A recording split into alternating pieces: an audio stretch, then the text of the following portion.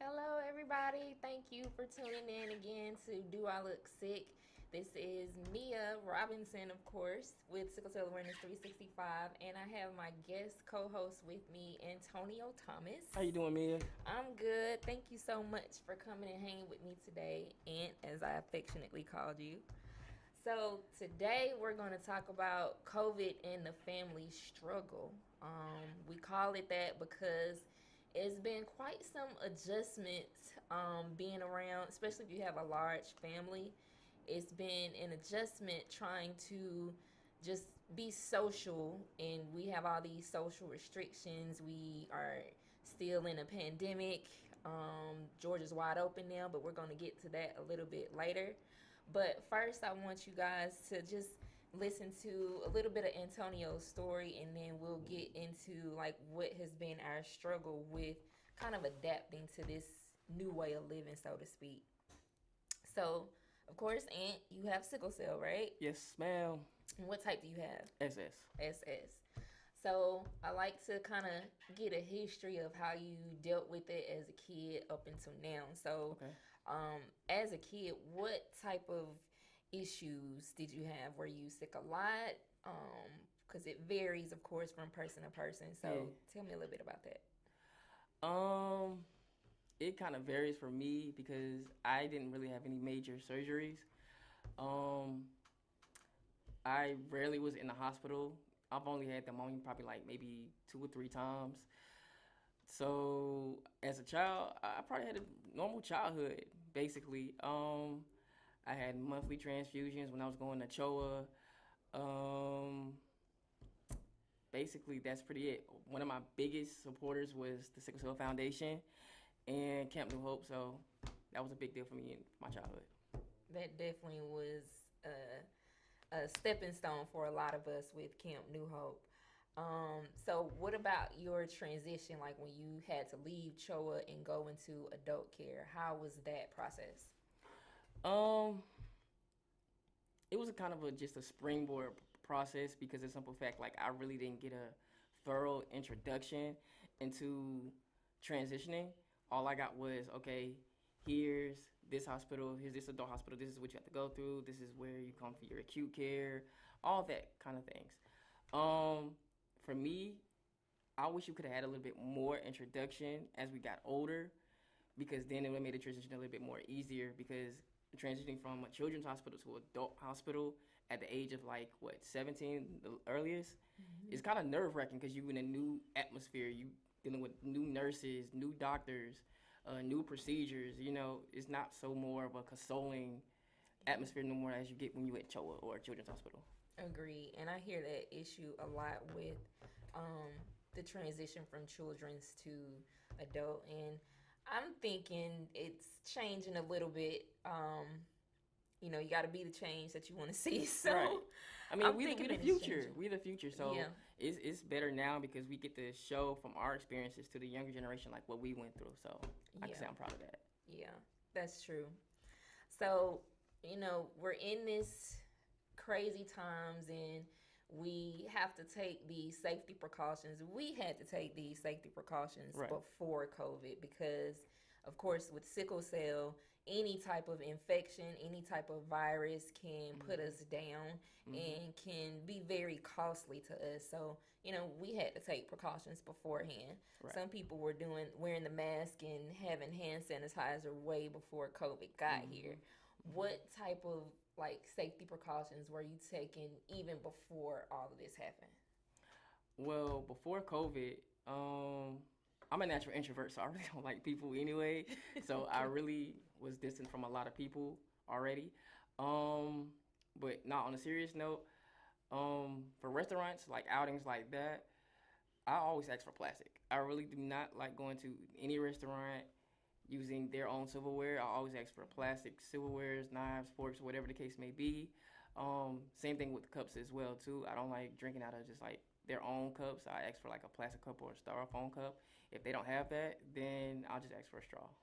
So what made you start doing it to begin with? Like, just that's um, just you. just I don't know, just me and my habit, just knowing what goes on in the restaurant business and what goes on behind closed doors. So just having that thought in the back of my mind, because I used to work for a restaurant, so I kind of know how the cleaning process is, and it just made me like, nah. That makes a lot of sense. That makes a lot of sense. So was your family like?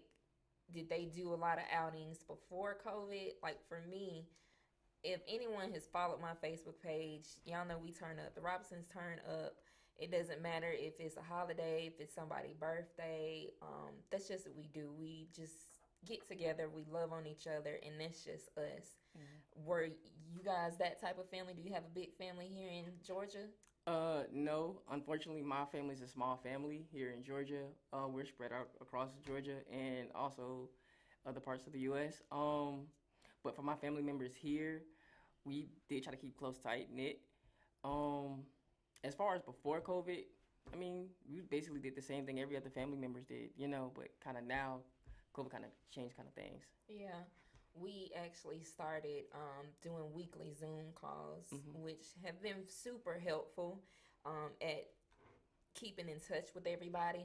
A lot of us speak to each other often anyway, if not every day, almost every day. Right. So we keep in touch that way. But as for the other parts of us, my grandma had like 9 kids. Okay. So when I was younger, it was my aunts and uncles, all the cousins. We all are together. Okay. Like, we don't really know what social distancing and small gatherings are. You have a big family like that? Hey. Yeah. Just the immediate family is we a small gathering, we don't know what that is. So Zoom has been really helpful, even though it's annoying. Okay. It's been really helpful for us to kind of stay in touch with each other. So that's been the good part about all of this. So what has been like one of the most trying things trying to adapt to COVID for yourself, not even explaining what's going on with your family? What has been the biggest thing for you to kind of adapt? You said you were already an introvert, so what kind of changed for you? Work life. Work life has kind of altered the way I move, because before, a lot of companies and a lot of jobs didn't know how to deal with me and my condition, So anyone with sickle cell knows that. Yeah. But when COVID hit, it just made it a little bit more difficult, because they're like, okay, so are you gonna come to work even though we got this whole pandemic going on? I already have a pre-existing disorder, so what makes you think I'm gonna come in during a whole pandemic? You know what I mean? Yeah. So I had to learn. 2020 and 2021 made me learn how to adjust, as far as being more creative when it comes to income and stuff like that, and not so relying on corporate America or just a job period. Yeah. So I guess that. Then also with my friends, I have a good little support system of friends, and then I've also lost some friends through the pandemic due to the fact that my group of friends used to like to be on the go so much. Yeah. So I had to drop a couple of friends just because they didn't understand me and my condition. Me wanted me to just stay home because me and my paranoia of what's going on in the pandemic. So. And that's a good point about the paranoia, because I know my anxiety level has been like off the chain with everything. I kind of feel like COVID is everywhere. We can't get away from it. At this point, it's kind of either like you're going to either get COVID or you get the vaccination. Right. And that may not necessarily be true. That's just how I feel. But I can definitely say my anxiety level has been off the chain. when it comes to just leaving the house, to be honest. Right. Or even having people come into the house, because we're still having to get stuff done to the house, just the upkeep and maintenance of the house. And it's like, who are these people? Where are they coming from? Same. Sanitize your hands, put your mask on, Right. So that anxiety level has been off the chain. And I know we're not the only ones who've been dealing with that.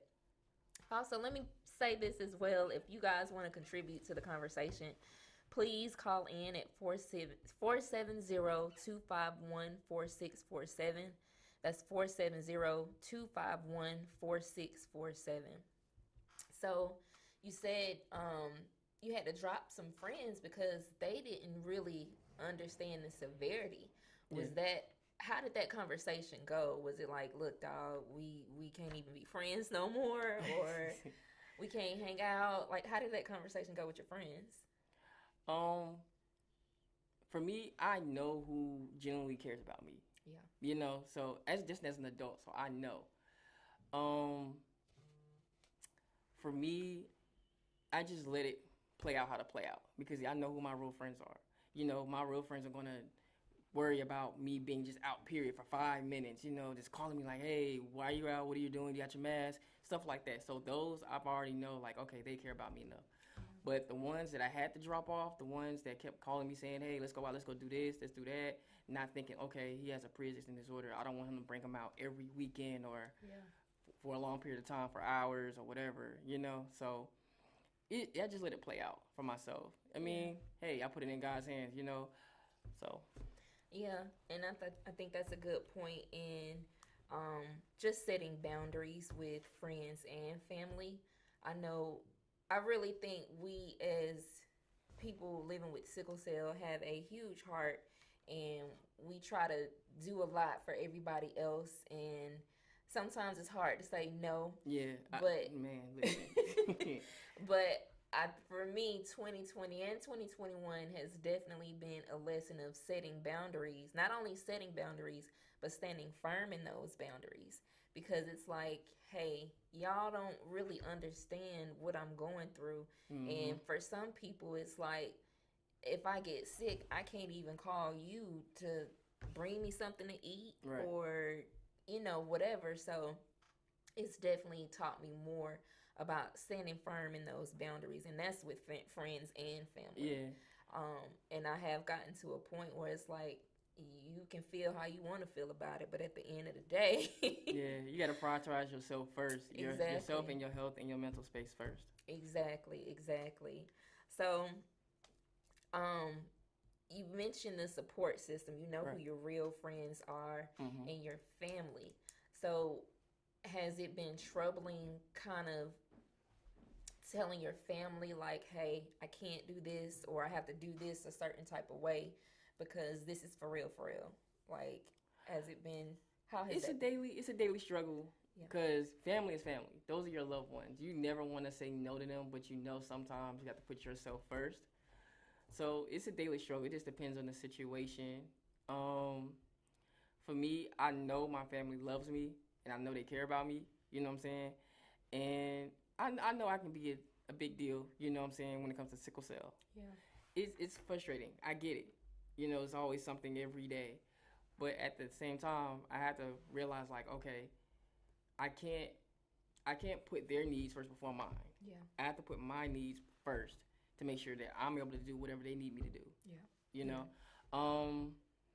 So, yeah, I mean, it's a daily struggle. It just depends on the situation, really. It is. I completely agree. For me, we've still had some events. Of course, we've cut back on things, but we've also lost family members due to COVID and not due to COVID, but still within this COVID time. Right. And it's really, really been a struggle for me we are huggers. Yes. So, and I know that sent my anxiety through the roof, because like, I want to hug on my family. You want to love on them, yes, but you just can't do it. At the same time, I'm like, I know y'all been here and y'all been this place, and y'all are more exposed and y'all can do that. Mm-hmm. However, I can't. So it's been really difficult trying to limit myself and even trying to explain um, why I can't do a certain thing. I was at a birthday party a couple months ago, and people want to take pictures and all this other stuff, and that's Right. cool. But it was like, take your mask off. No, you either gonna get this picture with the mask on, or we're not gonna take pictures, or we're not gonna take pictures. Simple as that. But they really have, because they don't have to worry so much Yeah. to the degree that we do. It's been a huge issue trying to explain that, and I don't think necessarily we can get them to understand to a certain degree. But we can get them to be maybe a little bit more compassionate and empathetic to Right. what we're going through, you know? Right. I got you. So that's been one of my biggest deals with just trying to deal with family and deal with all this pandemic stuff. So now that Georgia is wide open, Lord. how do you plan to deal with it now? Because we're still dealing with COVID. Are you more considering the vaccination now, or like, what's your thoughts on going forward now that Georgia's wide open and it's like whatever now? Well, Georgia's been wide open before, so. But it's officially it's yeah, official now. Yeah, it's official now. One of my biggest worries was my loved ones, being around certain people. Yeah. Because you never can control who they're around, but you can control who you're around. Right. If that makes sense. Yeah. So now the fact that Georgia's wide open now, I know a lot more people are going to be a lot more careless than what they were before. Yeah. So I'm going to just put it on prayer. That's all I can do, and just take precautions for myself like I've been doing before, like wearing my mask and constantly hand sanitizing and constantly washing my hands as much as possible, and just praying that the people around me are doing the same thing when they're out with other people. Yeah. I've also noticed, like, there's the older generation and the younger generation. The younger generation is just whatever. Out there with it. They don't care. They don't care. And of course, I kind of feel like I'm with the older generation, of course, because they're older. They have an immunocompromised system because of their age. So right. I kind of have to be the spokesperson for the elderly, so to speak. Yep. But it's like, hey, listen, I've had to explain that we can't do what not for right now. We on pause right now. So, and like I said, getting back to Georgia officially being open, I'm pretty sure that, my family and a lot of my friends are like, okay, well, what's up now? We ain't in the pandemic no more, so. Yeah, they got a whole vaccine now. Okay, just because they got the vaccine don't mean nothing. Exactly. It doesn't. So I'm interested to see how it plays out. I don't think, I've been saying that things won't go back to normal, how they were pre-COVID. Because I still think we're still in a different ballgame. We're still post-COVID. So that's definitely something to keep in mind. I think we're going to be in a brighter future, but it's going to be a long time before we get to a point to where we understand COVID. Yeah. Because we're just in the beginning stage of it. Just because there's a whole a vaccine out there, like 3 different vaccines, doesn't mean like COVID's just going to go away like that. It's only been a year, so. Right. Exactly. And I think as a country, it took us too long to get to this point, really, to I won't even say some type of stable point, because I still don't feel like we're stable with it. Right. But it took us too long to even get to this point. I think if we had to shut things down from jump when it was like really bad, we'd be further along than we are now. Yeah.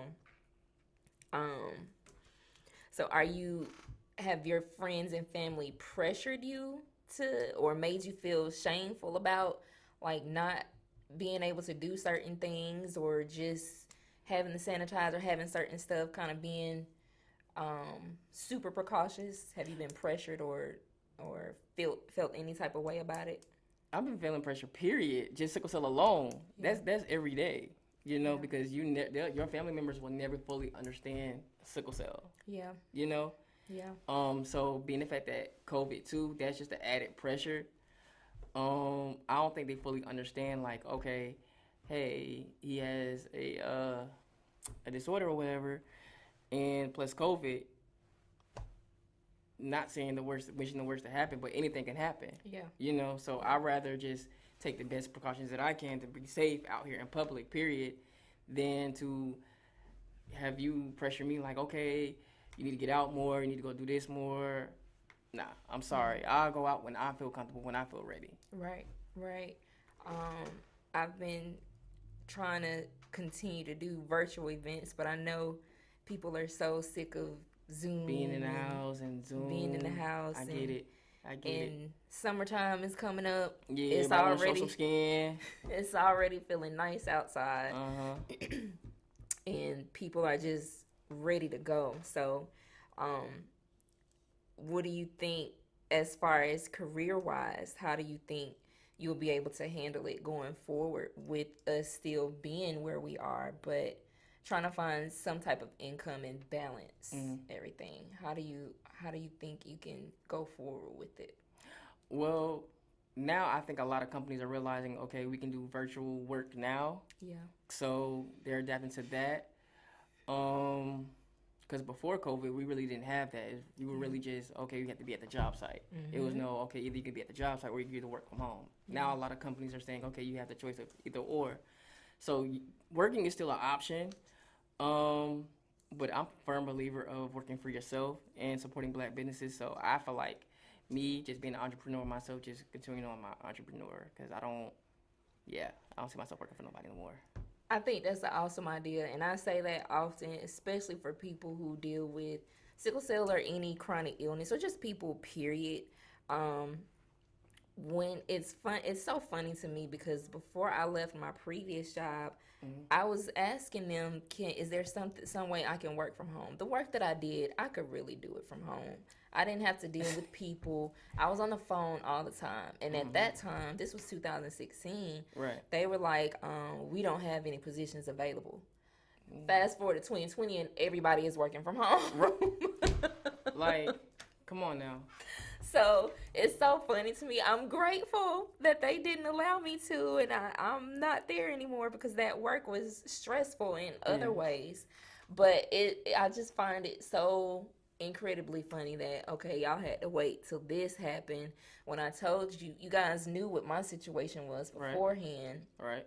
I still had to take certain precautions at work, sanitizing my desk, because I did have to share my desk with a night person. Yeah, you never know how that person living situation might be. Exactly. Yeah. So I had to make sure, I had my wipes to sanitize my desk, my mouse, my keyboard, like my whole little area. Right.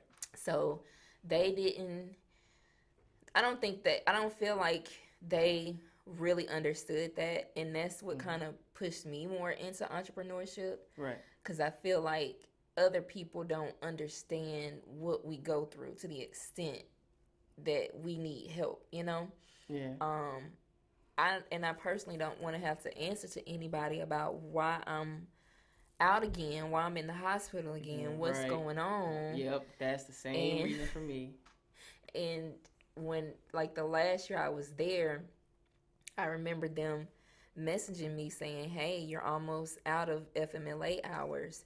And at that time, I was just over it anyway. So it was like, well, if I'm sick, I'm sick. Ain't nothing I can do about it. Right. So do what y'all got to do. Right. Because I'm over it. I think a lot of corporate America jobs are not understanding that, like, with our disabilities, because you have some that are visible, and then you have some, like in our case, that are not visible. Yeah. So I appreciate them having the FMLA standards, but we can't predict when we're going to be in the hospital or how long we're going to be in the hospital. That was the case for my last former job that I left, because it was this ongoing fight with corporate, and I just got tired. I was just like, you know what, I'm tired of just making excuses to y'all and just explaining to y'all, like, I can't control what my body does. Yeah. I can't control the stress. I can't control the weather. I can't control none of that. Right. So, and I can't control how long I'm going to be in the hospital. Right. My health and my well-being is more important than this paycheck. I'm sorry. I got 2, maybe 3 other ways I can make some other money. Ooh, excuse me, some money. So, yeah, I just ended up left because I thought my well-being was more important than that paycheck. Agreed. Absolutely agreed. Do you think that your family, or are you perceived, period, not even with just your family, do you think you're perceived in a certain way because you're not able to maintain a regular 9 to 5, or like how do you feel about that? Well, you got to look at how the black man is looked at first of all. Okay.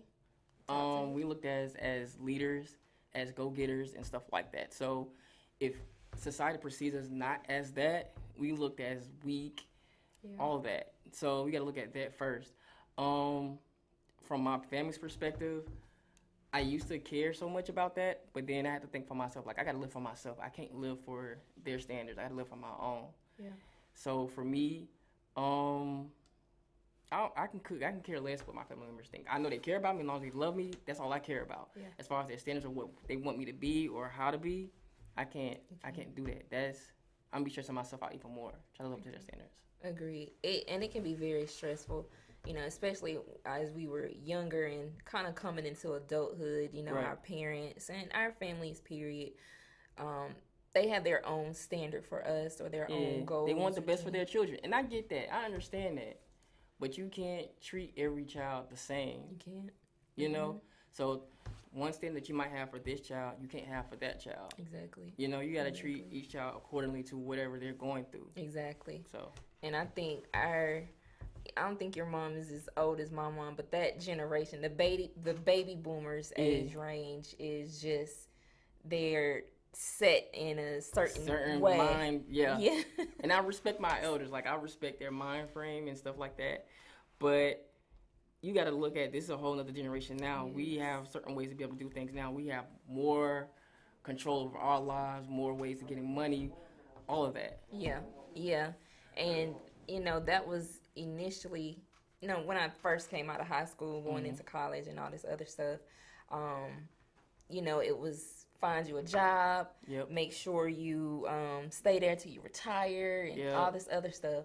And when I was younger, I remember my mom coming home complaining about, the stuff she was going through at work. And even that young, I was like, I do not want to be at a job where I complain every day. Now she says she loves it, and I think that's just hindsight talking. My mom was just like that, and she recently just got a promotion, so shout out to my mom for that. Nice, congratulations.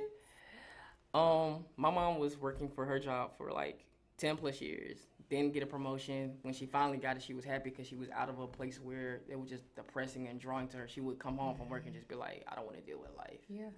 And I told myself, I don't want to ever be in that position. And post COVID, post pandemic, well, let me say pre, I was like that. I was like, man, just leaving work every day. Like, I wish I could just leave this job. But once COVID hit, I saw that it was so many other ways you can, get money, like you can create your own business. You can do this, you can do that, especially within the sickle cell community. Like, I look up to a lot of entrepreneurs out there, like you, Sickle Cell 365, Sickle Cell Apparel. I mean, I have y'all motivate me. Awesome. Let me just say that y'all motivate me. And it's crazy because I would sit at my other job, and like you said, we have to take our health, and we have to make our health first priority. Right. And I really don't feel like I was able to do that at that job. Like I just couldn't. I wanted to maintain. I wanted to keep my own apartment, my own car. I wanted to do this. That independence. Yeah. But I couldn't because at some point I was in the hospital every 3 months. Man. So that started to weigh on me. My finances started to decline and just everything. I didn't want to go back home and live with my mom because what grown, you know what I'm saying? But I would just sit at work. I would leave my job and like put in half a day and then go do the other half, going to CHOA to talk to the teens there and the parents there about transitioning. Right. And now that I look back, it was just all adding up because now I do the workshops with the foundation that strictly talk about that. So I would just sit at work and think about how to make advocacy work for me. That way I could put my health first. Right. I could still do what I love. I could teach people about sickle cell. It just all came to me. Together to play on one. Yeah, Yeah. on your own time. And that's the Exactly. best thing. When your job doesn't feel like a job, that's when you know you're truly happy. Exactly. I gotta turn it off sometimes. You know, because I talk to you a lot. So you know I just be on the move, on the go all the time, and you're like, I'm gonna need you to slow down, Mia. Yeah, because you need that break. You right. need that break. You need your Mia time. You're right. And I had to realize that for myself. I was doing so much things for everybody else and then try to maintain my personal life. I just had to take a break and be like, you know what?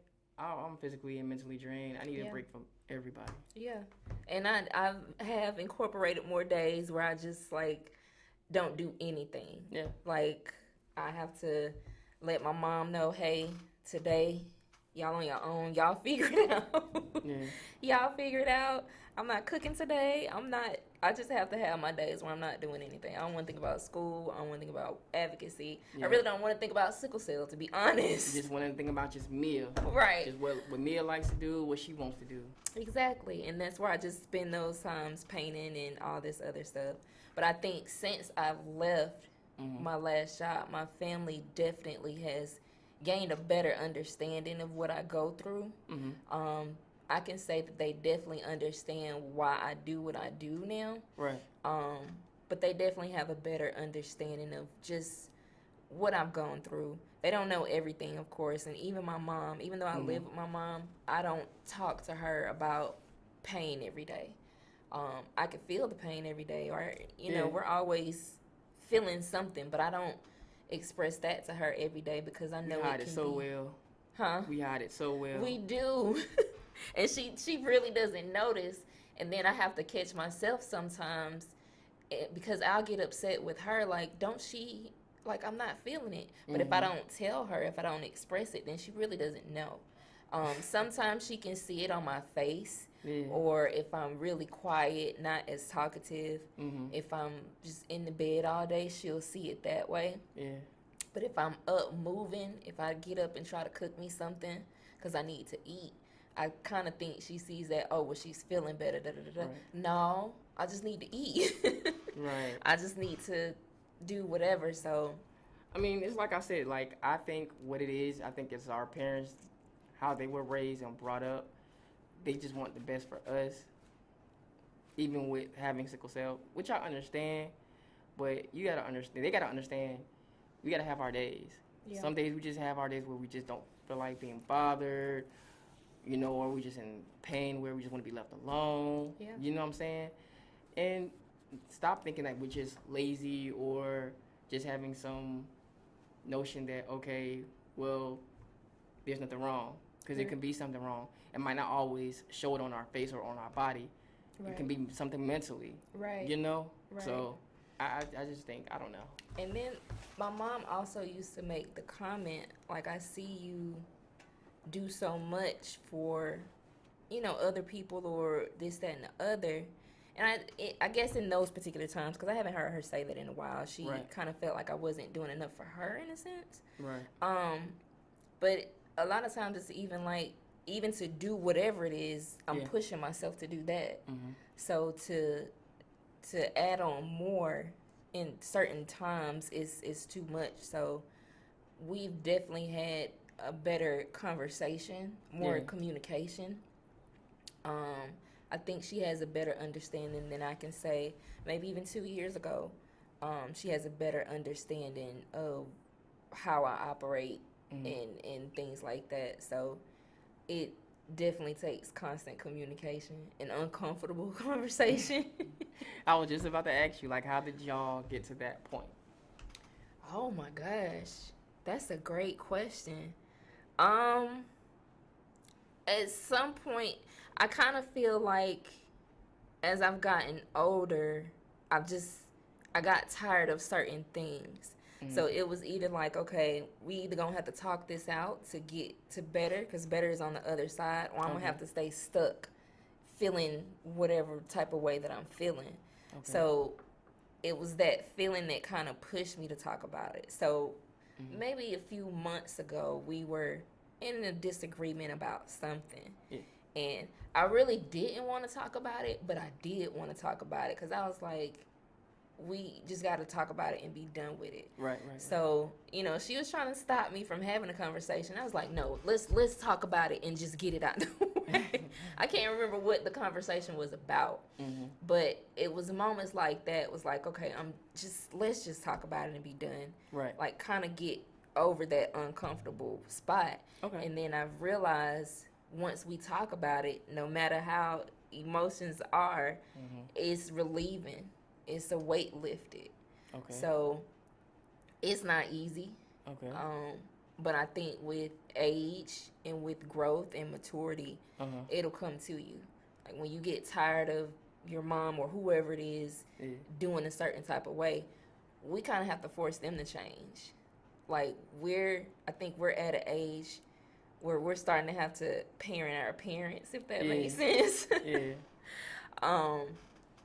So it's definitely been troubling. Not troubling, but it's been interesting. Let's say that. Okay.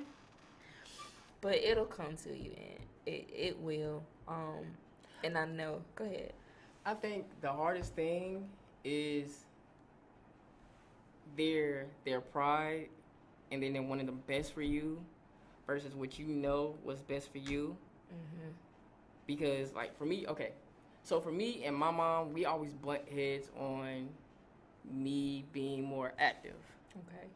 And I understand that she doesn't want sickle cell to hold me back, quote unquote, say.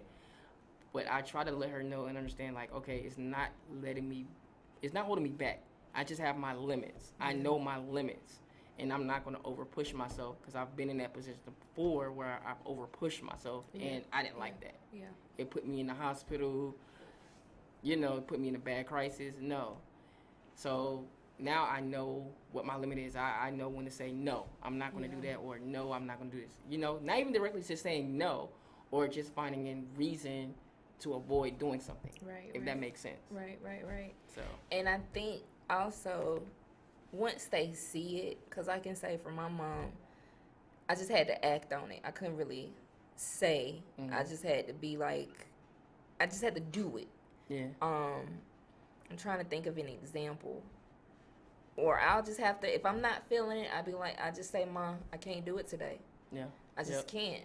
Yep. And a lot of times I worry about how she'll take it or how her being mad at me or whatever. Yeah. But some of those days when I just don't care how she feel, I'm got to be like, okay, well, you figure it out. I just can't do it. So she's learned just from me implementing those things. She's learned to kind of back off and either go somewhere else or wait till I'm, level-headed and at a point where I can handle whatever it is that she needs from me, Okay. She'll be 70 this year. So I often Congratulations, Mom. So I often think about, she's getting older. She's mobile. She can get around, but, she's getting older. So I know she's going to need more help doing stuff. But at the same time, I don't age like a normal 37, 38-year-old. Look, we 30 feeling like we 50. Yes. So I have to, kind of gauge what I can and what I can't help her with, She relies a lot on me, and I try to get her to be like, hey, my niece is here. She's very capable. Right. Ain't nothing wrong with her. Make her do certain stuff, teach her certain things that she'll need to know going forward, because we kind of shelter her. I say we. But I let my mom know, hey, either I can't deal with it, go somewhere else, or just wait till I'm able to help you or whatever. So, is that us? I don't think that's us. So, can I ask you one more question? You can ask as many questions as you want. Okay, so for the people out there who don't really have a strong support system dealing with their sickle cell, how would they go about that? I tell people to, and it's a little bit easier with social media. I I think you can definitely find your tribe on social media. Um, Either that or just getting in touch with a local organization, community based organization. Right. Now, there may not be an organization in every area, and I understand that, especially the smaller areas, but I really think social media is a place to kind of find your tribe, find your sister tribe, your brother tribe, your whomever. Um, there are a lot of support groups, and you have to kind of gauge what support groups you want to participate in because some of them can be very catty and very negative. Right. And I think that's just people, period, not necessarily people with sickle cell. Right. Right. That's just people, period. Um, but if you have discernment, you can pick up on vibes and energies. You'll attract to those type of people in your corner. And the mentees that I talk to, I mentioned that to them as well about finding other people with sickle cell to talk to. Yeah. Because as a kid, we were the only ones in our circle with sickle cell.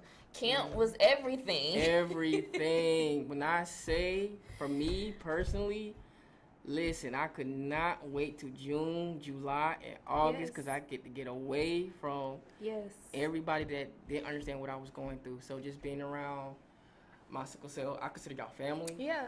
For just 2 weeks, it made me feel comfortable because I'm around people that just like me. Yeah. So. And I think that Atlanta sickle cell tribe is deep. And we all have that connection. We may not talk every day. We may not talk every week. But when we get together, it's all love, Yes. We always there for one another, no matter what the situation or the relationship. Because we just know, we understand that empathy, like, we go through every day. Yeah. So we already know. Yeah. But like you said, it's good to have those people who understand to the degree that we're dealing with it because we just around so many people all the time that don't get it and that don't understand. We hear comments like, "You in the hospital again? You sick again?" Yeah. Yes, again. This ain't going gonna be another time. Right. Right. So it's really important to have those people in your corner. Right. One of my mentees, her grandmother has sickle cell. Oh, okay. And she said they had really never had a conversation about sickle cell, so to speak. Right. And with her grandmother being older, and I want to say she's from somewhere in the Caribbean, I can't remember what island. So I feel like she kind of dealt with sickle cell different than here in the States. So I encouraged her to just open that type of communication with her grandmother because she could learn something. We're the only ones in our family with sickle cell, so nobody else really knows what we go through. That's what I was trying to figure out, because I was trying to figure out, like, how do I go about getting that understanding with the family members that don't have sickle cell, Yeah. I don't know, and it really depends on them because I have some family members who are there. Hey, how you doing today? How you feeling? If I'm in the hospital, even one of my aunts, she'll, she's not as mobile as she wants to be, but she'll have her grandson bring me up some fruit if I'm in the hospital or whatever. She'll call, just checking on you. You need anything? She'll drop whatever it is by the house. I had an uncle a couple of weeks ago. I was supposed to be cooking the day after I had left acute care because, I don't know how to sit down sometimes. He's like, you don't need to be cooking. I'm going to bring you some food. So he brought me some food. So he might not understand to that degree, but he knows she ain't feeling well. She need to sit down. She don't have no business cooking. Let me take her some food. Right. So I do have those cousins and aunts and uncles who will call me, hey, how you feeling? You need anything, blah, blah, blah. And then there are cousins that I just really don't hear from. You know what I'm saying? That just kind of be in their own world or whatever. And I've learned to just accept it. I would want them to be more engaging and checking up on me more, especially if we were close as kids and we're not as close now. Yeah. So that does bother me. But, I mean, it is what it is. People have gotten older and just got caught up in their own lives, and that's just what it is. Yeah. like I know for me personally, my mom, she obviously gonna care because I'm her firstborn. You know, that's mom regardless. But growing up, me and my brother and my sister, my siblings, like we didn't have the best relationship, but we have a relationship, you know. But I think for me personally, I have a better sickle cell relationship with my brother because with him, he willing to drop anything to go take me to acute care or to the hospital. Period. Yeah. No matter what day or time, he's willing to just be like, all right, I'm gonna drop what I gotta do, and you know he needs me right now. So I don't know. I wish I could have a better support system, you know, but I don't cry about it. I don't get upset about it. I appreciate my support system that are there for me where it comes from. My mom, my brother, my cousins, my close friends, you know. So I appreciate those people. And they know who they are. I don't have to say their names. Yeah. And I think sometimes it's me. Like I don't want to bug certain cousins. Yeah. So I Not think, even just cousins, just people, period. Yeah. Like especially if I need a ride to Grady, like my mom doesn't drive at night. Me and my mom don't drive at night, so I know if I go to Grady, more than likely I'll be leaving. I'll be coming back home at night. So luckily my niece has her permit now, so she'll hop in the car as my mama's in there. Not the permit. You know, yes, we got her ready. Lord, So let's thank. First, let me let you guys know about a panel that's coming up soon, the Sickle Cell Advocacy Day, with top ladies of distinction, the North Atlanta chapter. It's myself, it's Miss Kim Smith-Whitley, and Miss Micaiah Warren.